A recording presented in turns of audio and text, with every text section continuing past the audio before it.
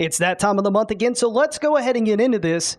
These are going to be the best games releasing in October. Starting off the month on October 3rd, we have New World Rise of the Angry Earth. This is going to be Amazon's first paid-for expansion, and with it comes a lot of major changes. Starting things off, the game now has a new level cap of 65, and the gear score is now going to max at 700.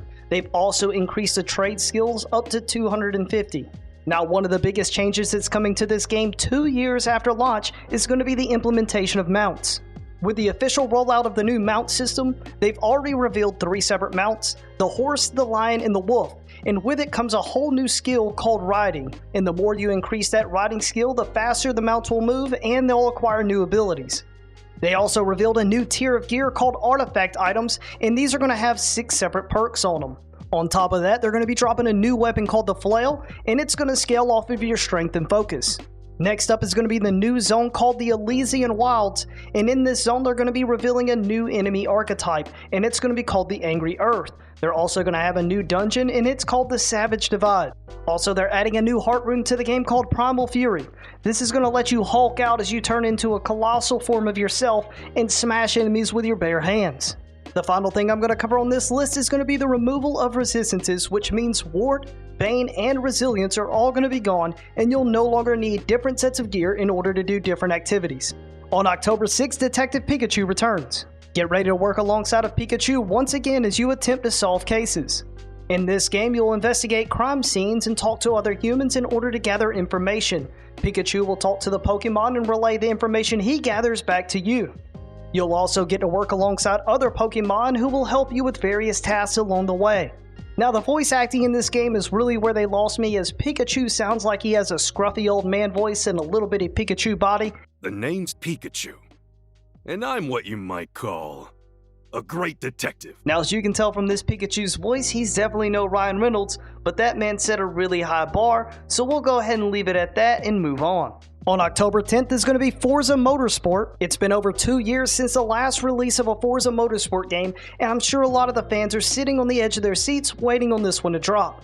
Now, for those of you who are unaware, this is going to be the sim racing addition to the Forza lineup, which simply means this is just a more realistic racing game, and the races are won more so in the turns than they are on the straightaways. This game's going to feature loads of customization when it comes to the cars. You'll be able to tweak everything about them all the way to the finest detail.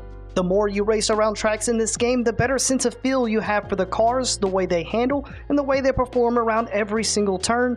And the better at this you get, the more milliseconds you can shed off your time, and you begin to learn that this game is won based off the corners and shedding off milliseconds rather than how fast you can go on a straightaway. On October 11th, we've got Total War Pharaoh. This is the latest in a long-running series dating back to 2000. It's a turn-based game, and this one is set in Egypt during the Bronze Era. There's a total of 8 leaders to choose from, split between 3 separate factions. Some of the new features include unit stance, in which your units can form a shield wall while they advance. There's also going to be armor degradation, which will cause your units to become more vulnerable as their armor deteriorates. Then there's terrain damage, which can occur from natural disasters. For example, a thunderstorm could create a muddy ground. Other than that, this game is going to be your typical Total War game, meaning that if you enjoyed the prior ones, you'll probably enjoy this one as well. On October 12th, we've got Assassin's Creed Mirage. Returning back to its original formula, this one's going to take place in the massive city of Baghdad. Prepare yourself to traverse from rooftop to rooftop, showing off your parkour skills, and then gracefully jumping and landing into a pile of hay. You'll play as Bassam, a street thief who joins an army of trained assassins in order to protect the freedom of humanity. This time around, the game is going to rely heavily on stealth, so hiding in the shadows and using stealth actually feels rewarding. The more you openly fight in this game, the more enemies they'll throw at you, and the enemies will also grow in strength. If you attempt to run away, the guards will just give chase, and they'll notify the other guards along the way. Not only that, the citizens will actually point you out because you don't blend in, because they're all a bunch of snitches in this town. On the topic of combat in this game, it's generally more challenging than the originals. Finding yourself outnumbered could be a quick death sentence. And like I said, when it comes to running away, you have to be careful about this, and I recommend going to the rooftops. This way nobody can point you out. All in all, this game looks like a great throwback to the originals, and I'd be down to give this one a shot. On October 13th is going to be Lords of the Fallen. Now this game is looking real good, and I mean really good, and is probably my most anticipated game of this month. This is a Souls-like game looking to make its mark on the world, and it's got a few features that might persuade you to leave Elden Ring behind. This game is a sequel, but it's more like a reboot with all the changes that have been made. First, there's the combat. You can switch between light attacks and heavy attacks seamlessly. You can even change weapon stance in the middle of a combo. Magic only adds to this as you can easily swap to your magic attacks at any time. Dodging in the game feels great and gives you loads of invulnerability iframes.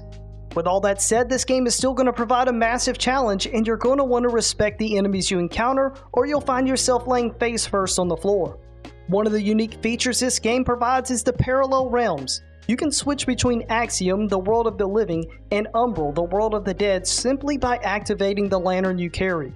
You'll need to do this in order to reach new locations, solve various puzzles, and the mechanics is one of the coolest features in this game. Now, one of the key differences between Axiom and Umbral is if you die in the Axiom, you'll just respawn and keep going.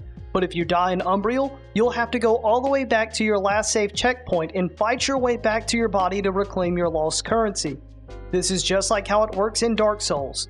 The final thing I'll cover is the multiplayer in this game is seamless, and all party members will receive drops while playing together, so feel free to group up with a friend as you embark on this journey. On October 17th, we've got Sonic Superstars. Now, as you might have noticed already, this month is full of attempts at reboots and throwbacks, and this is another one to add to that list, as this is a traditional Sonic game. You'll be tasked with collecting rings and racing your way to the end.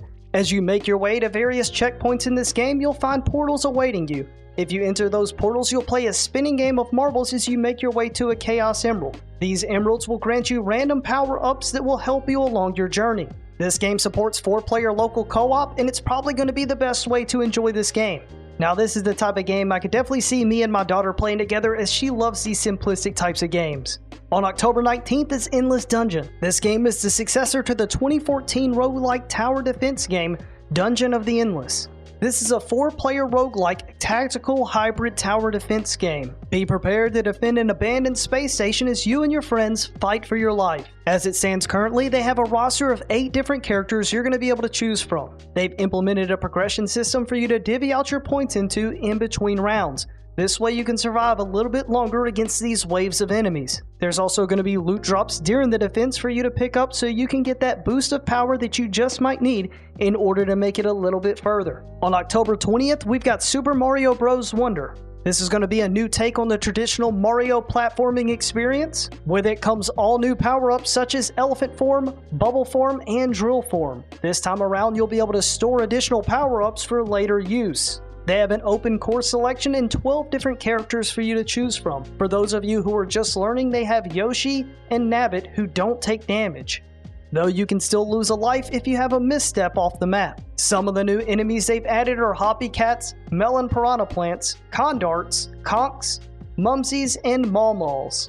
The main new twist to this game is the addition of the Wonder Flower, which creates wonder effects, completely changing the dynamic of the game. Once you collect a Wonder Seed, all things will return to normal. This game supports 4 players locally, and online you will see shadows of other players. If you die, you can touch one to come back to life. You can also share items, and the more you help other players, the more heart points you'll collect. Now, this is the Mario experience that I've been waiting for, and I can't wait to jump into this game. Also, on October 20th is going to be Marvel's Spider-Man 2. This is going to be the sequel to Marvel's biggest game, and all I can see are good changes. Somehow they managed to improve what was already a great game. Some of the major new additions this time around are the massive city. Based on the information Insomniac provided, the city is 2 times larger than the previous installment. Fortunately, you'll also be moving faster with the new web animations and the web wings, which move even faster when using wind tunnels. During an interview, they also mentioned that the slingshot system allows you to travel 3 times faster than the speed of the original game. Another way to get around quickly is simply swapping characters. With 2 web slingers at your fingertips, you can seamlessly swap at any time. Another thing they added was the Venom suit, allowing you to do Venom things. Whether you play as Peter or Miles, you can mix and match to find which play suits you. Finally, there's the customization in this game, which is one of the biggest features from the previous installment, and this time around there's going to be over 65 suits with different variations, bringing the grand total to 200 options. This is going to be one game that you're going to be able to spend hours sinking into, whether you enjoy exploring or working towards all the unlocks. On October 24th, we've got City Skylines 2. Ever since SimCity fell off the map, this game has swooped in to pick up all the pieces. This epic city builder expands on everything you knew from the first game and just makes it better. For example, roads now carry water, electricity, and sewage to eliminate the frustration of having to do it all individually. There's new tools that have been added such as continuous, replace, and grid. These will all help expedite tedious tasks.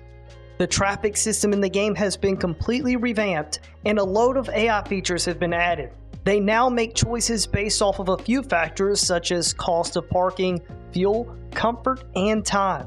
Now this is going to be a game where you're going to start with a blank canvas and you're going to be able to build anything based off of your own imagination and manage it at the most granular level. So if you're someone who's into that, this is going to be a game that you're going to want to check out. On October 24th, we've got Dark Envoy. This game is a co-op tactical RPG adventure that was originally slated for a 2020 release, but due to COVID was pushed off until now. This game takes place in a world where humans and elves are at odds, and you find yourself caught in the middle as you control a party of relic hunters. There's a total of 4 different classes ranging from Warrior, Ranger, Engineer, and Adept, which is going to be the magic class, and each class has 4 different specializations. This game features real-time combat, and there's also a crafting and enchanting element. Now this is an indie game, but it's looking really good, especially if you're someone who's into old-school RPG adventure games. On October 24th, we have The Lord of the Rings: Return to Moria. This is going to be a whole new take on the survival genre that takes place in Middle-earth. This story is going to take place after the Lord of the Rings series in the 4th Age. In this adventure, Gimli will lead you and your party into the depths of Moria. You'll be attempting to retake the homeland of the dwarves as you mine, craft, and fight your way through the caverns, all in hopes to rebuild the once great dwarven civilization of Moria. While playing, you'll be met with some classic nostalgia, such as a sword that glows blue when near orcs, and a bit of lore that you'll discover along the way. Now overall, I'm not sure this is a game that I would play by myself, but it seems like a good game to play amongst your friends. On October 26th is going to be Ghostrunner 2. Now this is one of those games that just looks downright amazing. Whether you're watching it or playing it, it takes place in a beautifully crafted cyberpunk world. You play as Jack, making his return as the Ghostrunner in this hardcore, fast-paced slasher, which can be absolutely merciless at times. This game requires pinpoint precision whether you're attacking or defending, and it also features bullet time in case you're in one of those scenarios where you absolutely need to evade or get in for a kill. If you're someone who's big into parkour moments, this should be a game that's definitely on your list, as you're going to have lots of opportunity for parkour, especially as you're traversing from one area to the next. One of the unique additions they've added this time around is going to be the motorcycle. Now this could be a fun new addition to the game, however we haven't gotten to test it yet, so the jury's still out. Overall, I would expect to see very positive reviews once this game drops on Steam, and I would highly recommend it to anyone who's looking for a new single-player action platformer. On October 27th, we've got Alan Wake 2. This has been a long-awaited title for the fans, as the first game was released all the way back in 2010. This time around, Alan has found himself trapped in an alternate dimension and must write a horror story involving Saga in order to escape. The next-gen graphics of this game look absolutely astonishing, and they've also added in real-life clips in order to bring more depth to the story. This time around, you're going to be playing as 2 separate characters, Alan Wake, who's the best-selling novelist, and Saga Anderson, an FBI agent. Getting into the combat of this game, this time around it's going to be very slow-paced, and you're going to have to use the flashlight in order to make the Taken vulnerable. Once they've been made vulnerable, you'll be able to finish them off with your firearms. There's also going to be a plethora of puzzles to solve and rooms to investigate as you unravel the mysteries. You'll have a clue board inside Saga's mind, and this will help you piece together all of the clues. Be prepared to switch between realities as you dive deep into the world of Alan Wake. Alright guys, that's going to wrap it up for this one. Let me know in the comments down below what games you're going to be playing this month. And if you haven't yet subscribed, be sure to do so, and I'll see you in the next one. Thanks for watching.